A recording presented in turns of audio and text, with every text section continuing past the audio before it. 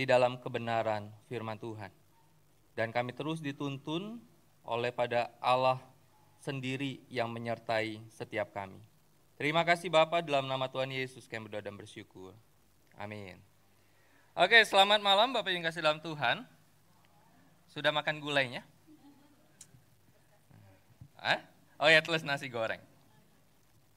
Oke, kita senang sekali kita hari ini berkumpul bersama di dalam persekutuan Pasutri, dan yang kedua adalah kita merayakan ulang tahun Komisi Pasutri yang ke-13. Jadi tema Pasutri sepanjang tahun 2024 adalah The Gospel Center Family.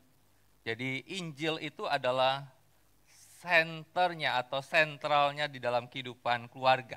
Karena itu kalau kita lihat, setidaknya kita akan membahas 6 hal di dalam perjalanan 1 tahun ini, yaitu temanya itu menu seperti itu ya. Diharapkan gini, dari 6 menu ini diharapkan pada akhirnya nanti kita kenyang. Kemudian pada akhirnya nanti kita sehat, seperti itu ya, keluarga kita sehat, dan kemudian kita semakin bertumbuh di dalam kecintaan kita kepada Tuhan. Dan hari ini tema kita adalah keluarga utuh selaras Injil. Bapak yang kasih dalam Tuhan, sejauh apa sih kita mengenal keluarga kita? Siapa di sini yang sudah menikah yang sudah di atas? Kalau saya itu 12 ya. Kita berapa tahun ya? 12 ya? Oke. Saya udah 12 tahun. Kami sudah menikah 12 tahun. Nah, siapa di sini yang sudah menikah 20 tahun? Oke, 20 tahun. Oke, 20 tahun. Oke. Siapa di sini sudah nikah 25 tahun? Oke. Oh, Pak Robert angkat. Lebih 25.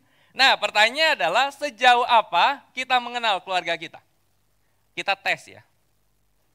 Kalau yang duduknya dengan pasangan, kita tes dengan pertanyaan, jawab dengan cepat. Yang pertama, sebutkan tanggal pernikahan. Siapa yang berdua nih? Oke. Tahun? Oh ya, suaminya. Oke. 2015, oke. Siap ya. Ada yang salah nggak jawaban kanan kiri? Kurang cepat ya, jadi nanti permainannya adalah gini. Ketika saya tanya, terus langsung jawab suami istrinya. Kan bisa dengar ya, kalau misalnya suaminya salah ngomong kan, senggol aja seperti itu ya. Oke yuk, pertanyaan kedua.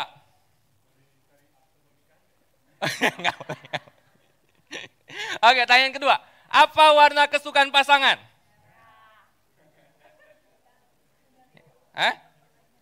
Pak David, warna kesukaan Bu Ana apa? Hitam. Bu Ana, warna kesukaan Pak David apa? Hitam. Sama mereka. Oke, siapa lagi? Yang salah siapa?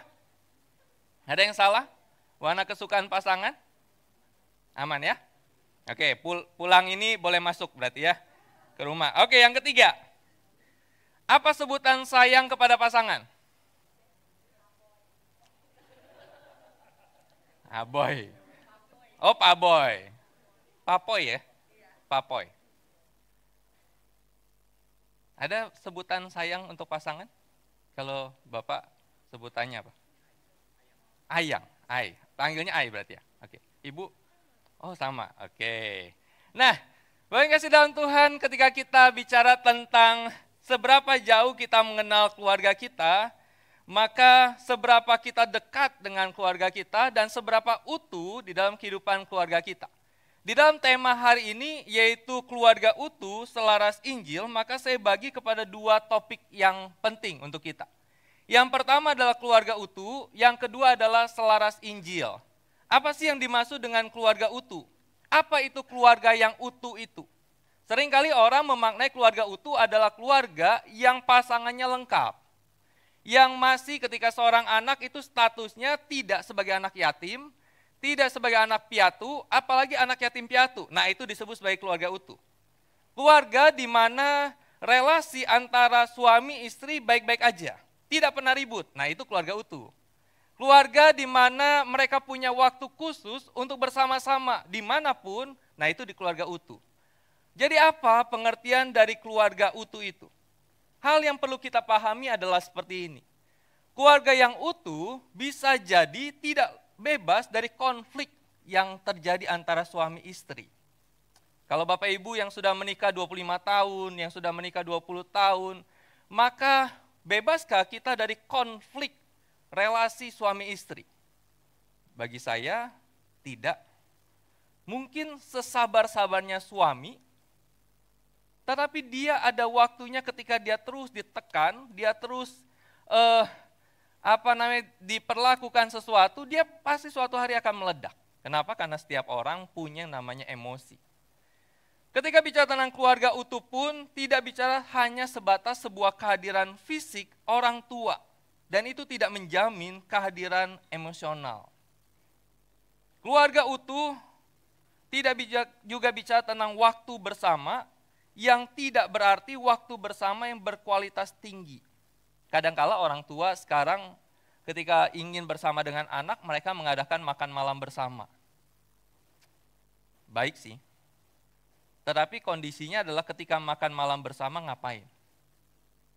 Ketika makan malam bersama, apa yang dilakukan di sekitar meja makan? Orang tua mengusahakan ketika pulang kerja, dia akan pulang sebelum jam makan malam. Ibu, istri berusaha untuk pulang sebelum jam makan malam. Kemudian dikondisikan anak harus belum tidur ketika jam makan malam. Makan bersama. Punya waktu makan bersama. Tetapi pertanyaannya adalah ketika makan bersama apa yang dilakukan? Anak pegang handphone, lihat IG. Kemudian suami tetap di dalam laptopnya, taruh di atas meja. Kemudian istri scroll untuk belanja, dan semuanya nunduk, dan tidak lakukan apapun di dalam makan malam itu. Sehingga pengertian keluarga yang utuh tidak selalu bicara tentang bersama, tetapi apa yang dilakukan bersama. Hal yang menarik ketika kita bicara tentang keluarga, maka keluarga disebut sebagai mahakarya daripada ciptaan Tuhan itu. Masterpiece-nya daripada Tuhan. Manusia kita tahu diciptakan serupa dan segambar dengan Allah. Tetapi manusia, ketika manusia dibentuk, Tuhan berkata, tidak baik kalau manusia itu seorang diri. Karena itu dia memunculkan seorang pendamping. Dan institusi pertama yang Tuhan buat adalah keluarga. Sehingga kita bisa berkata bahwa keluarga adalah masterpiece-nya Allah.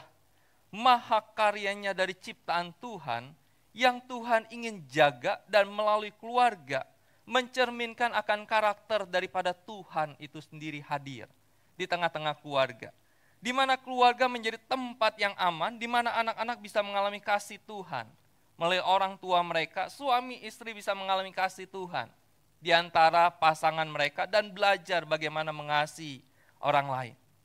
Mahakarya agung yang menyingkapkan lebih banyak tentang Tuhan dibandingkan dengan apapun yang muncul ketika Allah menciptakan segala sesuatu, dan itu yang disebut sebagai keluarga.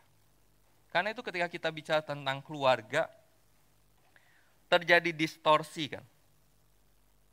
Kalau orang mau menikah gitu ya, bersyukur di gereja kita itu mengadakan kelas pranikah. Dan ketika pranikah, setelah selesai kelas dan kemudian terjadi percakapan pastoral. Ketika ditanya, kenapa kamu mau menikah? Kalau jawabannya supaya masa tua nggak sendiri, ya boleh-boleh aja sih. Kalau jawabannya supaya bisa melegalkan yang namanya bisa melakukan seks, ya boleh-boleh aja sih. Tapi kalau hanya sebatas itu, nanti ketika menjalani kehidupan keluarga, ada sesuatu yang salah di situ. Di dalam Matius 12 ayat yang ke-25, saya ajak kita membuka atau membaca bagian ini. Kita baca sama-sama ya, 1, 2, 3. Yesus mengetahui pikiran mereka, lalu berkata kepada mereka, setiap kerajaan yang terpecah pasti binasa, dan setiap kota atau rumah tangga yang terpecah pasti akan bertahan. Bapak Ibu, setiap rumah tangga yang terpecah, kita tadi melihat bahwa keluarga itu adalah masterpiece-nya Tuhan. Sebuah institusi yang diciptakan oleh Tuhan, dan kehadiran Tuhan harusnya nyata di dalam kehidupan keluarga itu. Tetapi kemudian Kristus mengingatkan tentang rumah tangga yang terpecah. Ada sebuah kalimat yang menarik.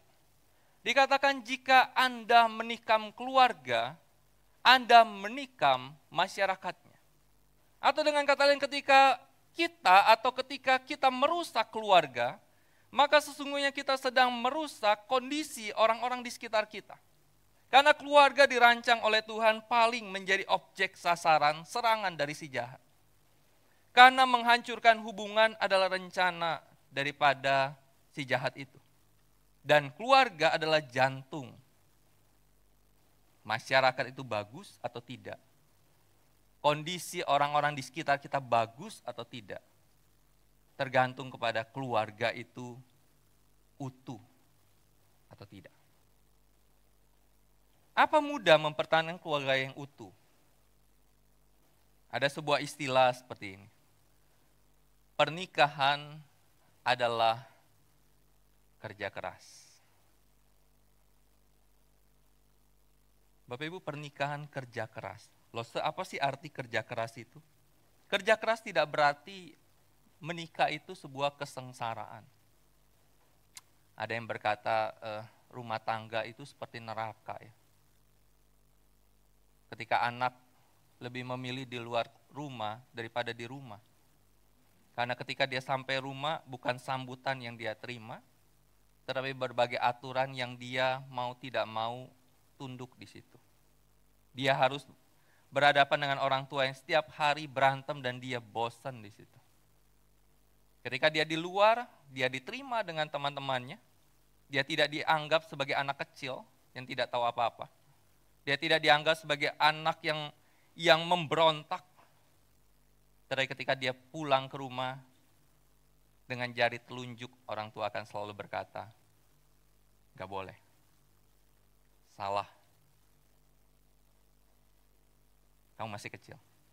Kamu belum makan asam garam kehidupan. Makanya kamu belum darah tinggi. Nah, jadi Bapak yang kasih dalam Tuhan, kerja keras tidak berarti kesengsaraan. Kerja keras tidak berarti ketidakgembiraan. Kalau orang baru menikah, makanya dia siapkan pernikahan itu berbulan-bulan untuk sebuah acara yang cuma 2 jam. Dia menjadi raja dan ratu semalam. Didandani bangun jam 3 pagi demi sebuah pemberkatan. Gitu ya. Kalau laki-laki lebih gampang sih sebenarnya. Kalau perempuan kan dandan jam berapa waktu itu? Jam 3, jam 2.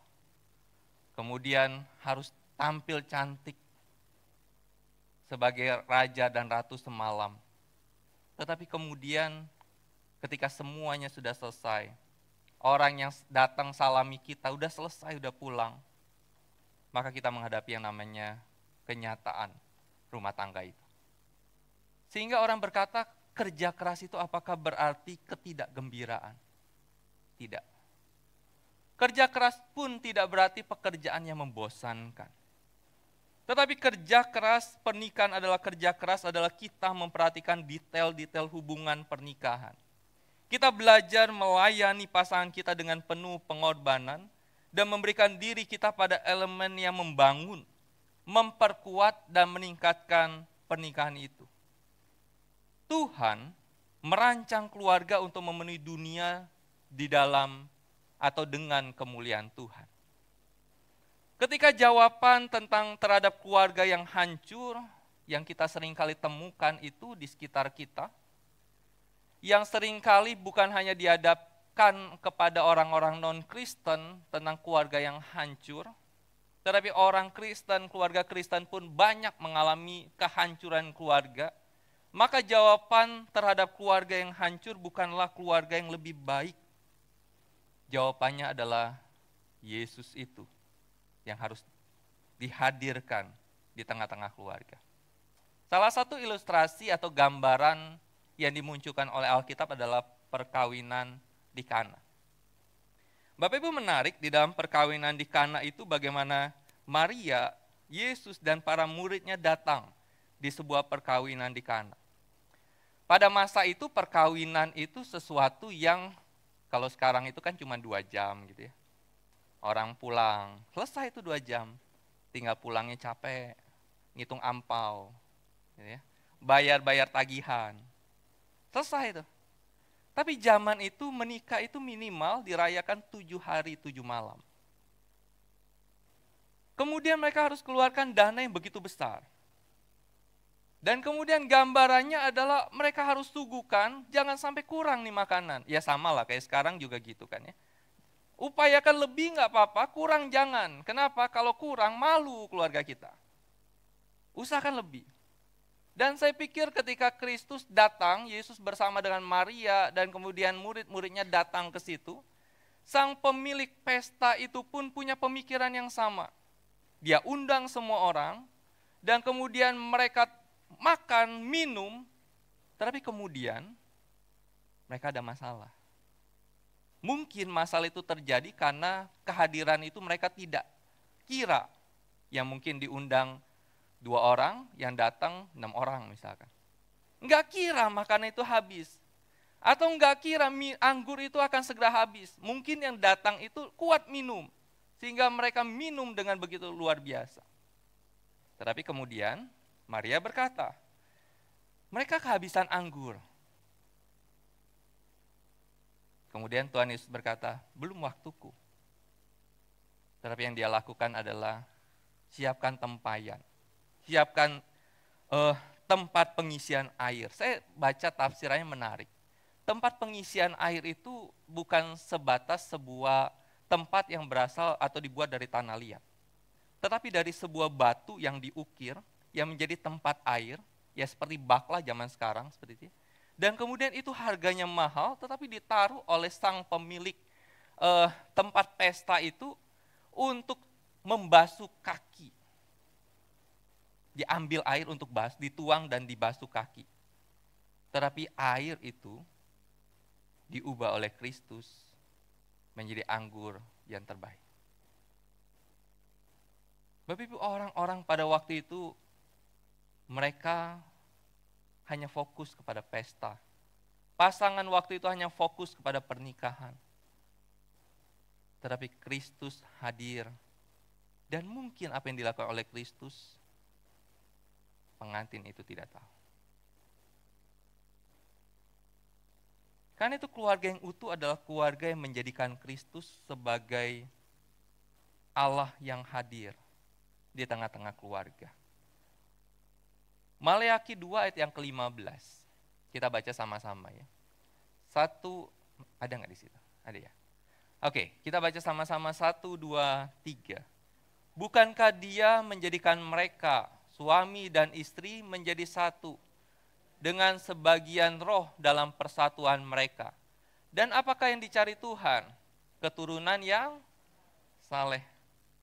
Bapak Ibu yang punya anak, harapan kita kepada anak kita itu apa? Oh, anak saya harapannya bisa kuliah dengan baik, nanti dapat kerja yang bagus. Tapi di dalam Maleakhi 2 ayat yang ke-15 yang dikatakan, mereka disatukan oleh Tuhan, dan apa yang dicari Tuhan dari persatuan suami dan istri itu? Keturunan yang saleh. Saleh itu tidak hanya sebatas keturunan yang beragama. Saleh itu tidak hanya sebatas keturunan yang menjadi Yudaisme waktu itu. Kesaleh itu bicara tentang orang yang takut akan Tuhan. Keturunan yang tahu dia diselamatkan oleh siapa. Dia bisa hidup karena siapa. Dia bisa bertahan karena siapa. Dia bisa diselamatkan karena siapa. Dia tidak disuruh, baru disuruh untuk ke gereja, baru dia ke gereja. Kalau nggak ada disuruh orang tua, dia nggak akan ke gereja. Itu belum saleh.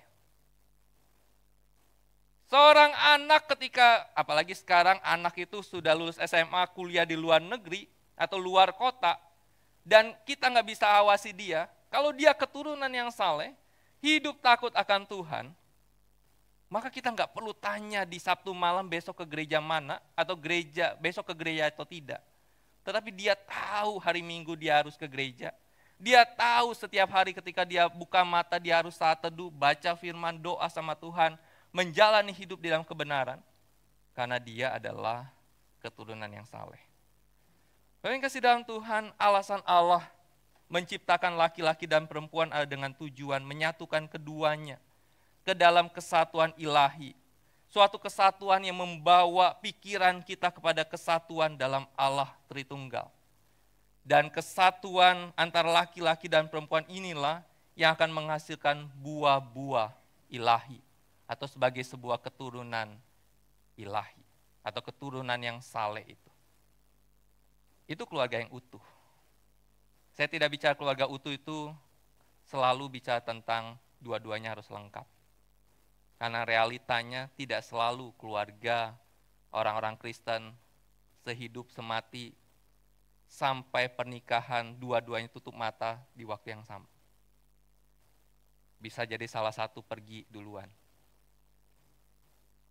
Bisa jadi. Tetapi keluarga yang utuh adalah keluarga yang tahu kenapa dia dibentuk, dipersatukan oleh Tuhan, dan kenapa dia harus menjaga kesatuan itu untuk terus beriman kepada Tuhan. Kemudian selaras Injil. Selaras Injil di dalam Filipi 1 ayat 27. Kita akan coba beberapa kata saya akan munculkan malam ini. Kita baca sama-sama, hanya hendaklah hidupmu berpadanan dengan Injil Kristus, supaya apabila aku datang, aku melihat, dan apabila aku tidak datang, aku mendengar, bahwa kamu teguh berdiri dalam satu roh, dan sehati sejiwa berjuang untuk iman yang timbul dari Injil. Kita coba beberapa kata. Hendaklah hidupmu, hendaklah perilakumu. Di dalam bagian ini menggunakan kata politeomai. Politeomai punya arti gini. Menjadi warga negara. Berperilaku sebagai warga negara. Berperilaku sesuai janji pada suatu hukum kehidupan. Sehingga ketika bagian ini Paulus berkata kepada jemaat Filipi dan firman Tuhan berkata kepada kita, hendaklah hidupmu, perilaku hidupmu, kamu harus tahu kamu itu milik siapa. Kamu itu punya siapa. Kamu itu sudah menjadi warga negara siapa. Di dalam Filipi 3 ayat yang ke-20 dikatakan sebab kewargaan kita terdapat di dalam surga. Kita itu punya dua warga negara. Yang pertama warga negara Indonesia. Kalau ada yang punya 3 warga negara ya, satu Indonesia, satu luar negeri gitu ya. Kemudian yang kedua adalah kewargaan kita adalah warga negara surga. Kita ini ketika kita percaya pada Kristus, kita menjadi anak Tuhan, kita menjadi orang-orang yang diselamatkan oleh Tuhan, kita punya status baru sebagai milik Tuhan. Makanya Paulus berkata, hendaklah hidupmu sebagai orang-orang yang telah diselamatkan oleh Tuhan harus hidup seperti apa? Harus menjalani kehidupan seperti apa? Sebagai warga kerajaan surga, sangat bertolak belakang dengan dunia ini. Kita tidak bisa berkompromi dengan dosa, baik melalui perbuatan maupun pikiran, adalah sangat penting untuk menyadari status kita sebagai warga kerajaan surga. Artinya, Yesus sebagai raja di atas segala raja yang hendak memerintah atas hidup kita, termasuk atas keluarga kita. Saya waktu kecil ingat sekali di zaman saya kecil itu ada sebuah kebiasaan orang-orang Kristen di keluarga atau di rumah mereka pasang tulisan. Nggak tahu Bapak Ibu masih pasang tulisan nggak? Rumah ini, Tuhan adalah kepala atas rumah ini. Menarik sih, pertanyaannya adalah benarkah dia tunduk kepada Tuhan yang menjadi kepala atas keluarga? Benarkah dia betul-betul memposisikan Kristus sebagai kepala atas setiap keputusan yang diambil di dalam keluarga? Benarkah dia bertanya kepada sang kepala itu apa yang dilakukan dan akan dilakukan di dalam keluarga? Bapak Ibu, Kristus itu digambarkan sebagai kepala. Dan kalau kita di dalam relasi fisik kita, kepala itu pengambil keputusan. Makanya kalau ada apa-apa kita mikir dulu, baru kita bertindak. Tangan kita melakukan sesuatu, maka kita memutuskan, memberikan keputusan, dan kemudian tangan kita bertindak. Kepala itu punya fungsi penting. Ketika Kristus disebut sebagai kepala atas gerejanya, atas keluarga, maka seperti apa Kristus itu memerintah atas keluarga kita. Yang kedua adalah berpadanan. Berpadanan punya arti di dalam bahasanya yaitu aksios, yang punya arti pantas, layak, selaras dengan cara yang layak. Berpadanan pantas di dalam status kita sebagai anak Tuhan, hidup kita pantas, layak, selaras dengan apa yang Kristus perintahkan untuk kita lakukan. Saya suka sekali dengan 1 Korintus 10 ayat 31. Ketika dikatakan, jadi baik kamu makan atau minum, ataupun melakukan sesuatu yang lain, lakukanlah semuanya itu untuk kemuliaan Tuhan. Umumnya, makan dan minum dianggap sebagai sesuatu perilaku yang hanya sebatas perilaku fisik, perilaku jasmani, ataupun melakukan sesuatu yang lain. Tetapi kemudian Paulus berkata kepada jemaat Korintus, lakukan semuanya itu untuk kemuliaan Tuhan. Ketika kamu melakukan hal-hal yang seakan-akan biasa, seakan-akan umum, seakan-akan sesuatu yang tanda kutip itu duniawi, makan, minum, yang hanya sebatas itu. Tetapi Paulus katakan, lakukan semuanya itu untuk kemuliaan Tuhan. Kenapa? Karena itu berpadanan, layak, selaras dengan statusmu sebagai milik Tuhan. Apa yang dimaksud dengan Injil Kristus? Menarik nih, di dalam bagian tadi digunakan kata Injil Kristus dan kemudian terakhirnya adalah Injil. Katanya sama ternyata, yaitu Leon, yaitu Injil, kekuatan Allah yang menyelamatkan setiap orang yang percaya. Bahwa Tuhan telah menyediakan jalan keselamatan bagi umat manusia. Kenapa manusia butuh keselamatan? Karena manusia itu berdosa. Nah, hidup yang berpadanan akan membuahkan apa? Di dalam Filipi 1 ayat yang ke-27, dua hal yang akan dibuahkan dari hidup yang berpadanan pada Injil Kristus. Yang pertama adalah teguh berdiri di dalam satu roh. Kemudian yang kedua, sehati, sejiwa berjuang untuk iman yang timbul dari Injil itu. Hidup yang berpadanan akan membuahkan teguh berdiri dalam satu roh. Akan memunculkan bisa bertahan, menjaga kedudukan seseorang dalam satu roh.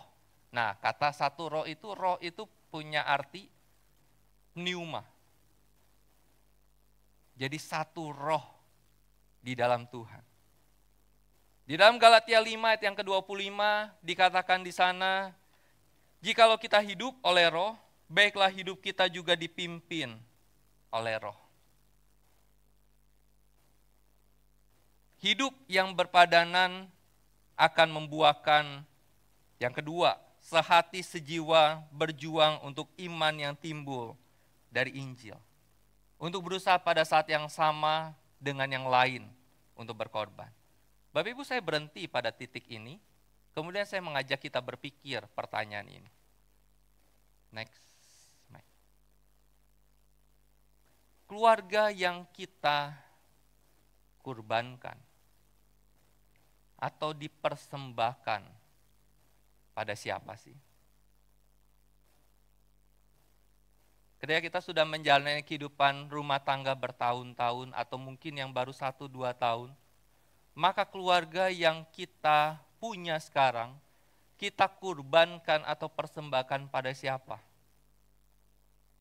Pada Allah? Pada dunia? Atau pada kepentingan keegoan kita? Ketika kita punya anak itu kita didik sampai dia besar, sampai dia menjadi mandiri, maka kita persembahkan anak itu kepada siapa? Kepada Allah? Kepada dunia? Atau kepada kepentingan keegoan kita?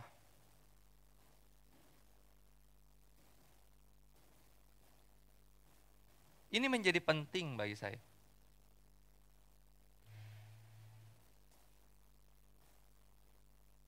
Ketika kita tahu keluarga itu dibentuk oleh Tuhan, sebagai masterpiece-nya Tuhan, maka seharusnya pilihan pertama menjadi bagian kita.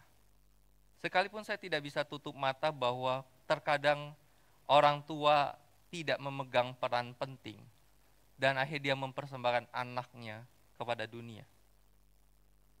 Bapak Ibu, saya melayani orang-orang muda itu,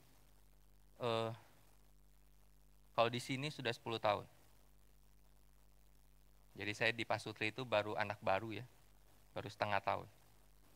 Jadi udah 10 tahun saya melayani anak-anak muda.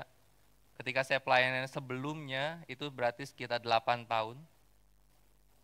Dan ketika saya temukan dalam pelayanan kaum muda, ketika orang tua tidak mengambil peran mereka, tanggung jawab mereka sebagai orang tua yang dipercayakan untuk mendidik anak, membawa anak, mempersembahkan anak kepada Allah, maka dunia yang akan ambil mereka.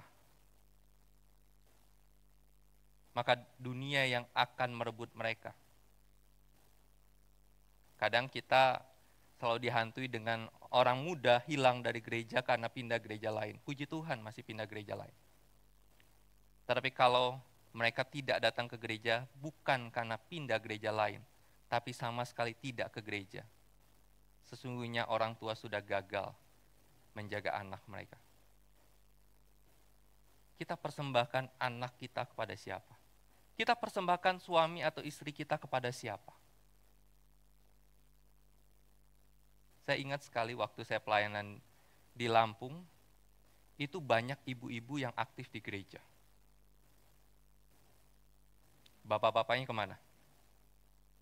Udahlah kamu aja, saya kerja, kamu aja yang aktif, saya dukung deh. Gereja perlu apa saya kasih deh. Suaminya kemana? Enggak aktif. Suaminya kerja, istrinya ke gereja. Ketika istrinya terlalu sibuk di gereja, suaminya marah. Udah bawa aja kasur, tidur di gereja.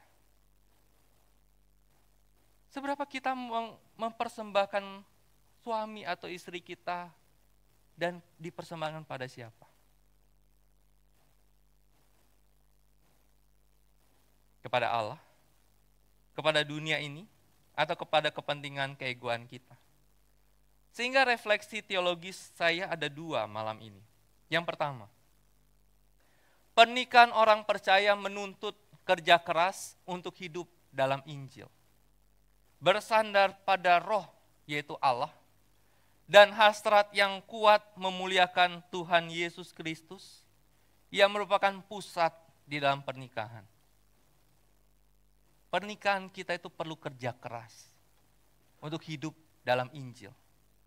Bersandar pada Allah dan hasrat yang kuat untuk memuliakan Tuhan yang merupakan pusat daripada pernikahan. Kalau orang cuma pengen menikah tetapi tidak mau kerja keras mempertahankan pernikahan, bagi saya lebih baik dia tunda menikah.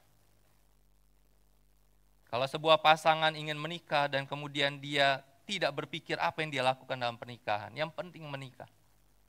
Bagi saya lebih baik pikirkan dulu sebelum kau menikah. Karena di dalam pernikahan ada kerja keras. Tidak dipanggil untuk malas, untuk menjaga keluarga. Yang kedua, refleksi teologisnya adalah berdiri tegar dan jangan putus asa Bapak Ibu, saya tidak tahu bagaimana kondisi kita, apakah kita mulai ketika kita menjalani rumah tangga selama ini kita mulai tidak berdiri tegar. Sudah mulai ya udahlah, namanya juga udah kekristenan nggak boleh cerai. Ya udah jalani aja, nggak ada cintanya nggak apa-apa seperti itu ya. Udah mulai rapuh, tidak ada kasih kehangatan di dalam keluarga itu. Udah mulai putus asa, ya udahlah jalani, nanti sampai maut memisahkan, puji Tuhan seperti itu. Tetapi kita dipanggil untuk berdiri tegar dan jangan putus asa. Tetap setia pada firman Tuhan. Berkonsentrasilah membangun dan membina keluarga kita dengan tekad yang kuat, karena serangan musuh selalu ada dan tidak akan pernah berhenti, yaitu serangan dari si jahat. Masih ingat dengan kalimat ini? Next. Masih ingat dengan kalimat ini? Janji nikah. Masih ingat? Maksudnya saya udah nggak ingat, tapi saya jalani, puji Tuhan. Masih ingat dengan kalimat itu? Dan kita berkata saya, kita sebut nama kita, di hadapan Allah dan jemaatnya. Saya mengaku dan menyatakan, saya menerima, terima nih. Apapun kondisinya terima. Dia cantik ketika kita nikahi, bertahun-tahun kemudian dia tetap cantik, ya kita terima. Dan mengambil, ini menarik nih, mengambil. Kalau mengambil itu kan, sebelum ngambil kan kita lihat dulu ya, kemudian kita putuskan saya ambil. Si A sebagai istriku yang sah, ini contoh suami kepada istri ya. Sebagai suami yang beriman, saya berjanji akan memelihara hidup kudus dan terbuka denganmu. Nah ini hati-hati nih.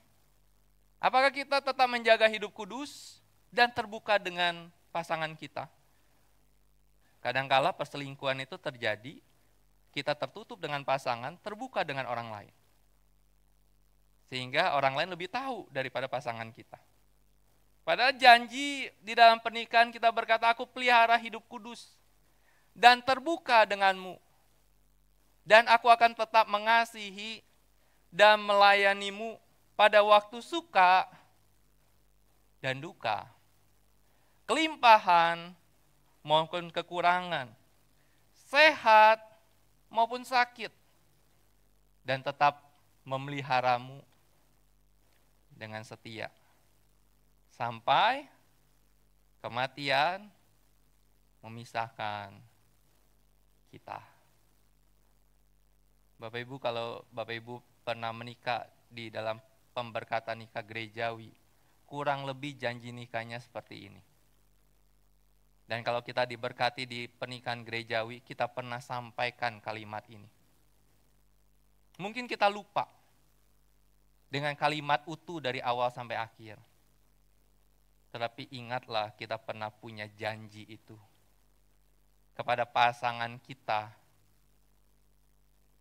dan di hadapan jemaat dan di hadapan Tuhan. Kita ingin menjaga pernikahan yang utuh itu. Hidup takut akan Tuhan.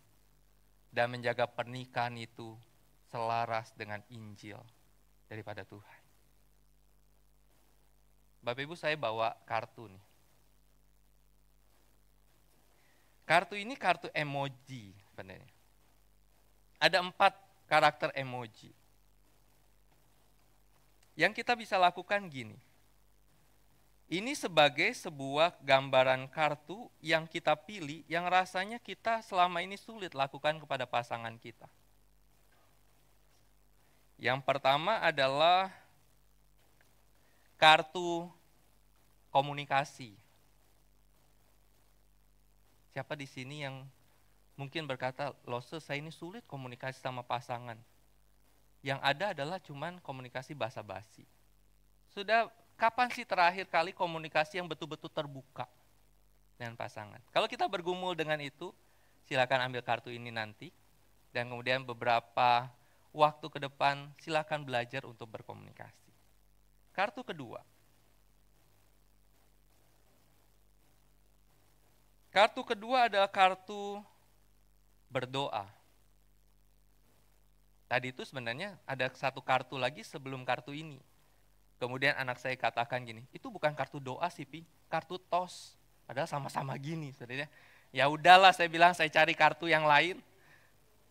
Kemudian saya tanya, ini kartu doa? Kayaknya iya, ya udah anggap saja kartu doa ya. Nah, kartu doa ini seberapa kita selama ini mungkin bergumul untuk berdoa bersama dengan pasangan kita. Mungkin doa sendiri-sendiri oke lah. Tapi seberapa sering atau kapan terakhir kali kita berdoa dengan pasangan kita terbuka? Bukan basa-basi di hadapan Tuhan.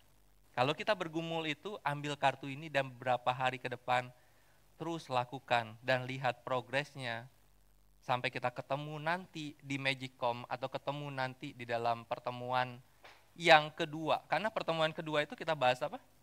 Tempe ya. Tempe orek kan ya. Tunggu, saya cek cotekan dulu. Nah, yang kedua itu kita bahas tentang obrolan receh kering temperamental.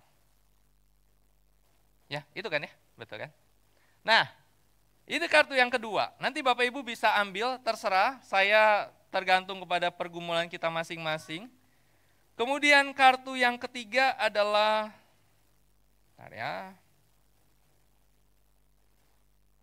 kartu thank you. Bapak Ibu seringkali dalam pernikahan yang sudah lama, apa yang dilakukan oleh pasangan, seberapa sering kita bilang thank you ya. Terima kasih. Sebenarnya pasangan kita itu nggak butuh apapun kok. Ya mungkin kita kadang butuh uang belanja, iyalah ya. Kalau nggak ada uang belanja kan nggak bisa makan lah ya. Nah, tapi seberapa kita menghargai apa yang dia lakukan dan berkata thank you. Kita mungkin bisa sama orang lain kita ngomong thank you. Sama orang yang jaga parkir kita kasih uang, kita bilang thank you. Terima kasih. Tapi seberapa kita sering bilang terima kasih pada pasangan. Kalau kita bergumul dengan jarang untuk berterima kasih atau bilang terima kasih pada pasangan, nanti bisa ambil kartu ini. Kemudian kartu terakhir adalah kartu sorry, maaf. Bapak Ibu, sebuah konflik terkadang tidak selesai karena pasangan tidak berkata maaf. Saya ingat pemuda saya, dia cerita, waktu itu saya belum pacaran seperti itu, dia cerita tentang pacaran dan akhirnya dia menikah. Dia katakan, bagaimana kami bisa selesai konflik ketika salah satu dari kami berkata, sorry. Tapi jangan bilang ini, laki-laki wajib sorry. Apapun hukumnya, benar atau salah, bilang sorry. Ya boleh-boleh aja lah kalau kuat. Tetapi sorry itu pun berlaku untuk perempuan, untuk laki-laki. Untuk suami, untuk istri. Kalau kita bergumul dengan, kayaknya saya terakhir bilang sorry itu kapan ya? Kayaknya udah lama deh sebelum COVID melanda. Gitu ya. Nah berarti udah lama betul ya. Nah kalau kita bergumul itu silakan ambil ini, nanti beberapa hari sampai kita Magicom, kita cerita bagaimana progresnya. Atau ketika nanti kita cerita di kelompok kecil, bagaimana progresnya.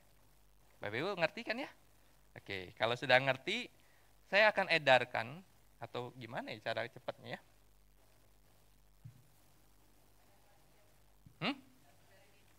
Ada, minta sama pasangan masing-masing. Oke, kita edarkan aja, silakan. Satu kartu aja, yang kita betul-betul bergumul kaitan dengan pasangan kita. Sambil kartu itu dibagikan, saya ingin memunculkan satu quotes dari seorang rekan hamba Tuhan di dalam postingannya berkata seperti ini. Yang terakhir, ada nggak? Oh, bagi dua aja ya, bagi dua kanan kiri. Benar. Oh, nggak ada yang quotes terakhir. Oke. Nah, sambil kartu itu dibagikan, saya dapatkan tulisan ini di dalam postingan seorang rekan hamba Tuhan, dia berkata gini, Rumah adalah tempat istirahat dari lelah. Bukan tempat untuk menambah kelelahan dengan saling menunjukkan kesalahan. Ceritakanlah banyak pertolongan Tuhan sepanjang hari ini, dan Anda sekeluarga akan tenang. Kita akan tunggu sambil gumul ya. Satu orang satu ya, jadi bukan satu pasang satu. Kalau mau, iyalah. Kalau misalnya nggak ada di poin itu nggak apa-apa. Misalnya 4 itu nggak ada.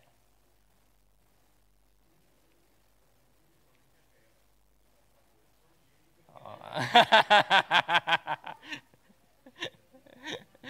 Oke. Di sebelah sini sudah ya? Oh, udah diedarkan. Kalau misalnya nggak ada di 4-4 itu nggak apa-apa. Nanti kita catat sendiri kira-kira apa yang sulit. Kemudian lakukan itu. Gitu ya. Nggak apa-apa. Di luar 4 itu, kayaknya 4 ini nggak. Semuanya saya lakukan semua gitu ya. Ya nggak apa-apa. Intinya adalah kita berharap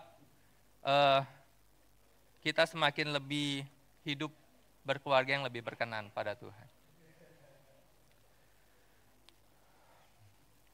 Oke, sudah? Siapa yang belum dapat? Oke, yang belakang belum.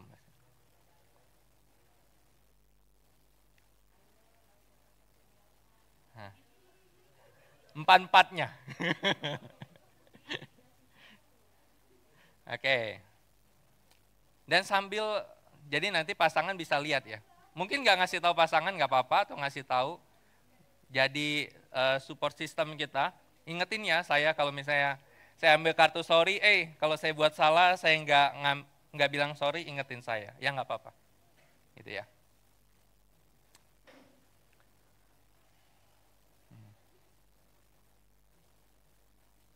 Di belakang sudah? Oke, aman. Oh belum, di depan yang di Pak James ada ya.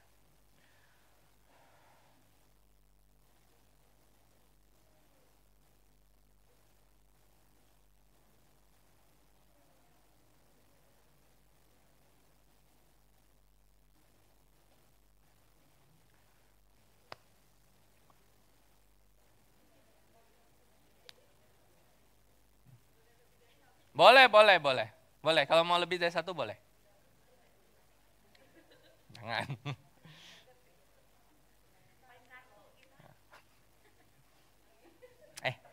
Ini direkam.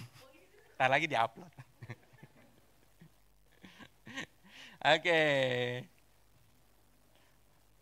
Silakan. Sederhana kan ya, cuma ngambil kartu emoji terus nanti lakukan. Nanti cerita ya. Jadi diharapkan ada progres dan sambil bergumul di hadapan Tuhan. Karena perubahan hal yang sudah sering kita lakukan, berubah jadi lebih baik itu hanya anugerah Tuhan untuk kita. Oke, sudah semua? Yang belakang? Oh, ini belum. Tuh, ngambil. Udah semua yang di sini, teman-teman? Di sebelah sini sudah? Oke, kalau sudah, kita akan, belum, silakan pilih dulu. Michael di belakang juga. Nanti kalau mau tunjukkan sama pasangannya, boleh ya. Kalau enggak, barter boleh. Atau bilang sama pasangannya, ya saling menguatkan lah.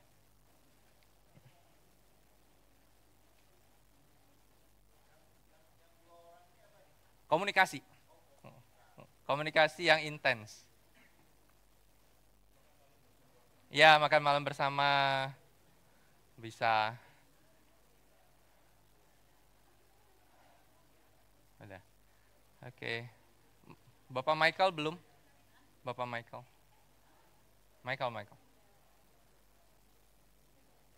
Oke, kalau sudah semua?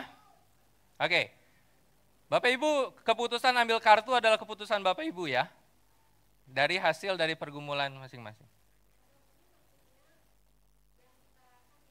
Betul. Bukan, betul.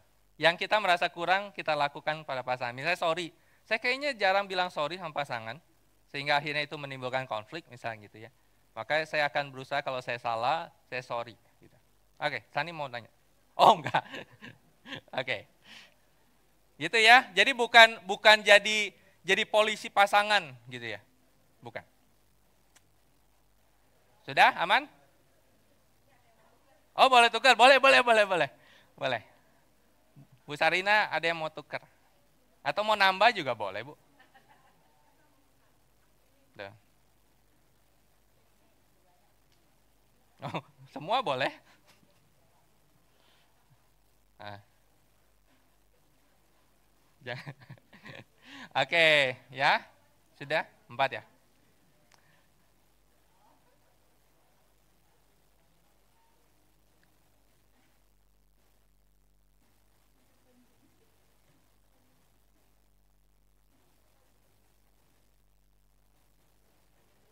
Hah? Oh, banyak yang belum. Oke, ditunggu.